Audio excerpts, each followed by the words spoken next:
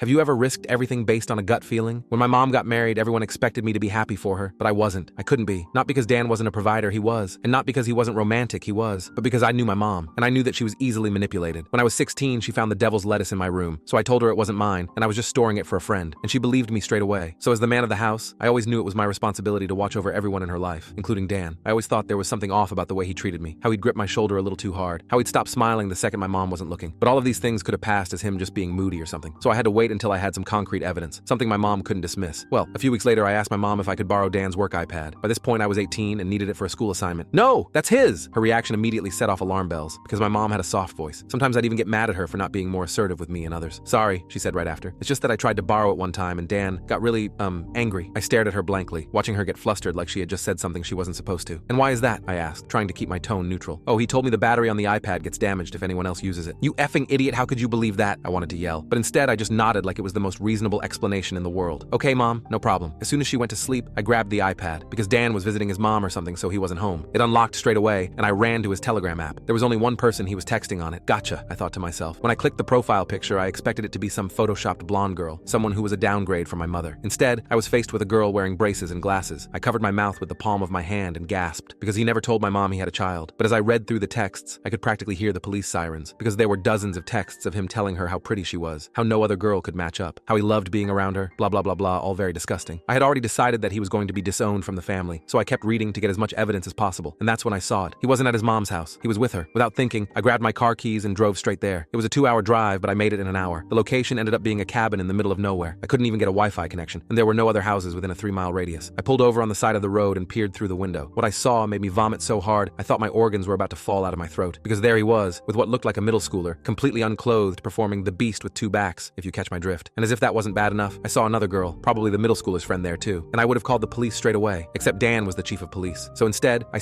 drove home, and when I arrived, I shook my mom awake. I didn't even give her time to wake up before shoving the phone in her face. This is where Dan is right now! Her face turned ghost white, and she called him to come home immediately. She made up some lame excuse about how much she needed him. Of course, honey, I'll be there soon. His voice sounded actually concerned, and that's when I realized just how deep of a liar he really was. As soon as he got in the door, my mom threw my phone at him and screamed at him to watch the video. The whole time I hid behind the doorway, ready to step in if things went south. Baby, it's not what it looks like! Let me explain! When my mom sat down to listen, I smirked, thinking that she was tricking him. Baby, I get these uncontrollable urges. I'm talking to a therapist about it, but this is my outlet, is to keep you safe. I thought she was going to slap him, or at least scream at him again, but instead, she lunged at him for a hug. I knew you'd have an explanation. I love you. She buried her face into his chest, and he kissed her forehead. The rest of the full story is on my channel and linked below.